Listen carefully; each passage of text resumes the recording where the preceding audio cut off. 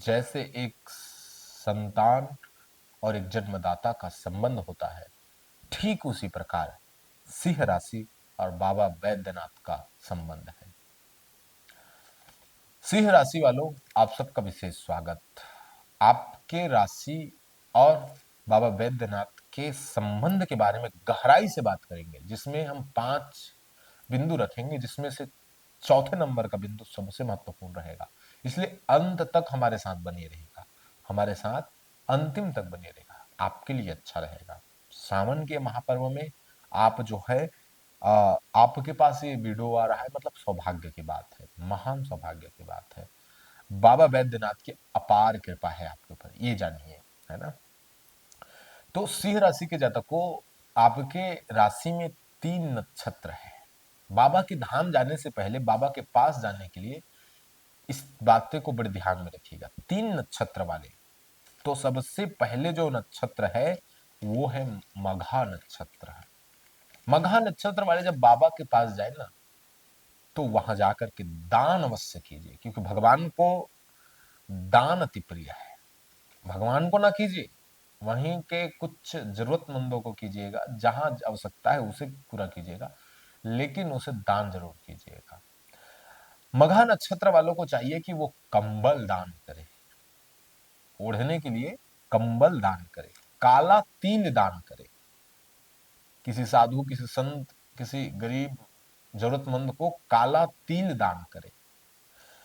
मघा नक्षत्र वालों को चाहिए कि कोई गरीब है, वहां बैठा है, भूख उन्हें लग रहा है या नहीं लग रहा, अपने ढंग से अपने पितरों के नाम लेकर के उन्हें उस स्थान में अन्न खिलाइए, उन्हें दान दीजिए।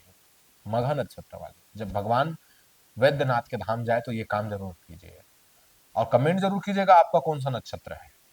पूर्व फागुनी नक्षत्र, सिंह राशि के पूर्व फागुनी नक्षत्र वाले बड़े ध्यान से सुनिए। आपको क्या करना चाहिए, जब आप बाबा के धाम जाए तो आपको चावल दान जरूर करना चाहिए। घर से चावल ले जाइए, आपकी जितनी क्षमता है उतना ले जाइए, अपने क्षमता अनुसार। और आपको चाहिए कि आप सुगंधित सेंट इत्र जरूर दान कीजिए, किसी भी को, चाहे मंदिर में दान कीजिए, कहीं भी दान कीजिए, आपको चाहिए कि आप दान करें। पूर्व फागुनी नक्षत्र वाले, वहां का अगर कुंवारी कन्या कोई है, जैसे कोई मंदिरों में ऐसा होता है कि कुंवारी कन्या तिलक लगा रही, ऐसा होता है ना जनरली, तो कुंवारी कन्या है तो आपको चाहिए कि वो पूरा कुंवारी कन्या को फल और मिठाई जरूर दान करे। फल और मिठाई, सफेद मिठाई हो जाए, जैसे रसगुल्ले हो जाए सफेद, तो बड़ी अच्छा है। मतलब मैं ये ज्योतिष के दृष्टिकोण से आपको बता रहा हूं ना। फागुनी, पूर्व फागुनी नक्षत्र वाले, अब तीसरे नक्षत्र की बात करेंगे, वो है उत्तरा फागुनी नक्षत्र। कमेंट जरूर कीजिएगा, मैं बार बार बोल रहा हूँ, मुझे बड़ी खुशी होती है कि हम इस नक्षत्र से, अगर आप करते हैं कमेंट तो ठीक है। आपको चाहिए कि तांबे के पात्र का दान करें। मंदिर में आप दान कर सकते हैं, बड़ा तांबे का पात्र हो तब भी बहुत अच्छा है, एक लिमिटेड हो तब भी अच्छा है, क्योंकि जल चढ़ाने के लिए काम ही आ जाता है। तो पीले वस्त्र जरूर दान कीजिए आप, पीला वस्त्र दान कर दीजिए भगवान के लिए, या किसी गरीब व्यक्ति या ब्राह्मण देव को जरूर दान कीजिए। आपको चाहिए कि गौ सेवा या अन्न दान अवश्य करें। जैसे भोजनालय में अन्न दान के लिए पैसा दिया जाता है, वो आप कर सकते हैं, आपके लिए बहुत अच्छा रहेगा। कौन? उत्तरा फाल्गुनी नक्षत्र वाले जातक, सिंह राशि के उत्तरा फाल्गुनी नक्षत्र वाले। अब आपके लिए हम द्वितीय बात रखते हैं। पहला बात तो ये हो गया दान कीजिए। अब जब वहां जाए बाबा धाम, तो दूसरा बात ये कि वहां इस मंत्र को जरूर जपे। 108 बार। क्या है मंत्र? तो मंत्र है ओम वैद्यनाथाय नमः, ओम वैद्यनाथाय नमः, ओम वैद्यनाथाय नमः। 108 बार, किसी भी कोने में बैठ करके, मंदिर परिसर के किसी भी कोने में, जरूरी नहीं है कि गर्भगृह में बैठे, किसी भी कोने में बैठ करके 108 बार इस मंत्र को जरूर जपे, जरूर जरूर जपे। ठीक है। पंचोपचार से पूजा करें। 5 प्रकार की सामग्री को पंचोपचार कहा जाता है। ठीक है, ध्यान से सुनिएगा विधि, पूजन का विधि। जल पहला, फूल दूसरा, तीसरा बेलपत्र, चौथा चावल, और पांचवा समर्पण, प्रणाम। भगवान को प्रणाम बहुत प्रिय है। अगर कोई समर्पण कर दे अपने आप को भगवान शिव के चरणों में, तो भगवान सर्वत्र दे देते हैं। इस बात को ध्यान में रखिएगा। सबसे बड़ी विधि है खुद को समर्पण कर देना। सब कुछ कर लिए लेकिन खुद को समर्पण नहीं कर पाए तो आप कुछ नहीं कर पाए, ठीक है।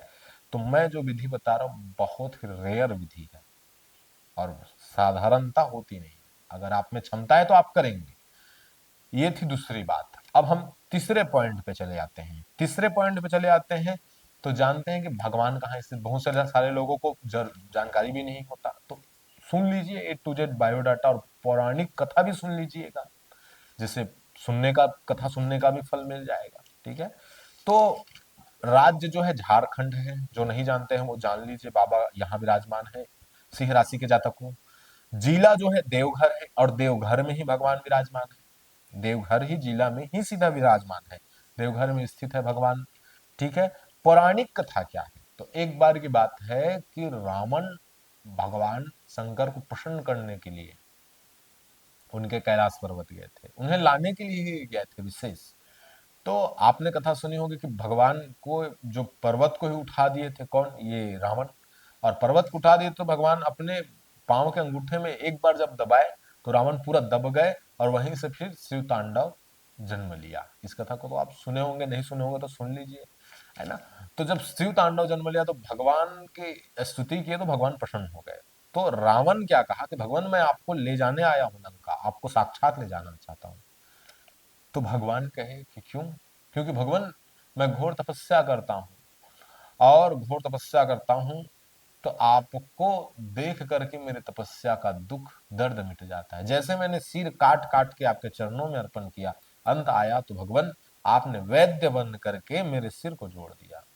अगर आप मेरे पास सदा रहेंगे तो मेरे लिए बड़ा मंगल होगा और मेरे लंका वासियों के लिए। ये बात बोले भगवान को। तो भगवान कहे कि सुनो, मैं नहीं जा सकता यहाँ से, लेकिन मेरा छाया जरूर जा सकता है। मेरा प्राण रूपी प्राण स्वरूप जानो, ये शिवलिंग जा सकता है। भगवान ने अपना शिवलिंग उन्हें प्रदान किया। उसे लेकर के जब जा रहे थे तो भगवान श्री हरि को बड़ा ही चिंता हो गई कि ये चला गया, मतलब साक्षात भगवान नहीं सही चले जाएंगे।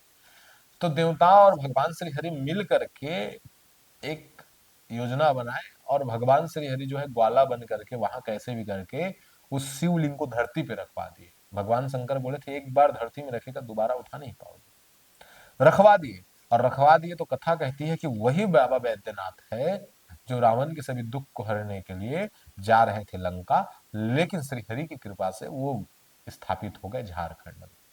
वही बाबा बैद्यनाथ है। वैद्य मतलब डॉक्टर, नाथ मतलब स्वामी, सभी डॉक्टरों के स्वामी बाबा बैद्यनाथ, ठीक है।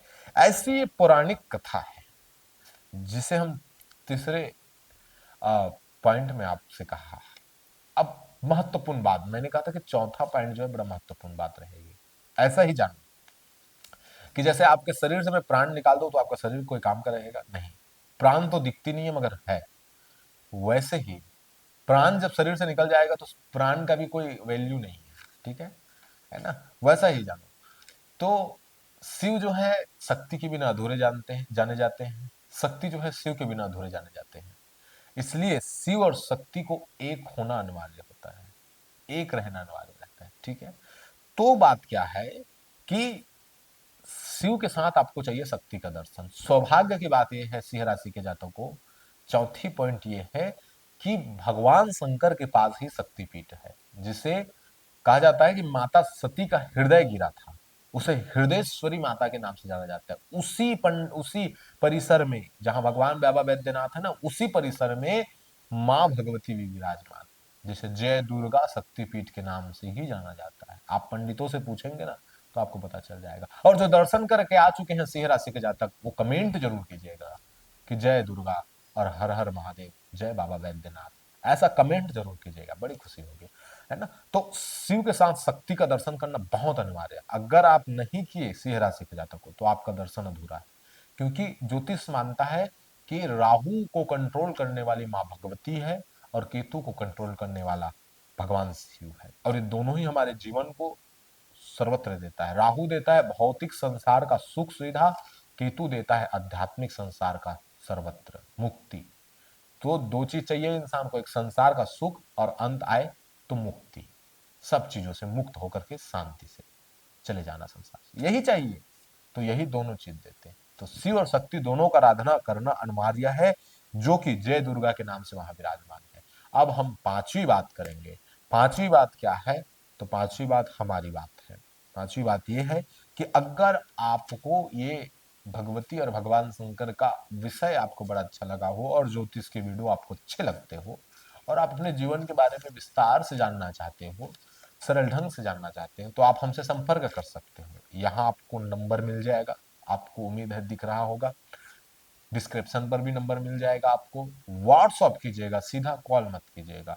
डिस्क्रिप्शन पर जाएंगे आप, वीडियो के नीचे डिस्क्रिप्शन पर जाएंगे तो वहां आपको फीस भी दिख जाएगा, कितना फीस है। अगर आपके बजट में हो तो आप जरूर कॉल कीजिएगा और फीस दे करके आप अपना कुंडली विश्लेषण कराइएगा, है ना। तो इस प्रकार से हमने सिंह राशि के जातक को आपके और भगवान वैद्यनाथ और माँ दुर्गा के सुंदर संबंध के बारे में आपको बताया। अब आपसे हम विदा लेते हैं और मिलते हैं दूसरे वीडियो पर। हर हर महादेव, जय माँ कामाख्या।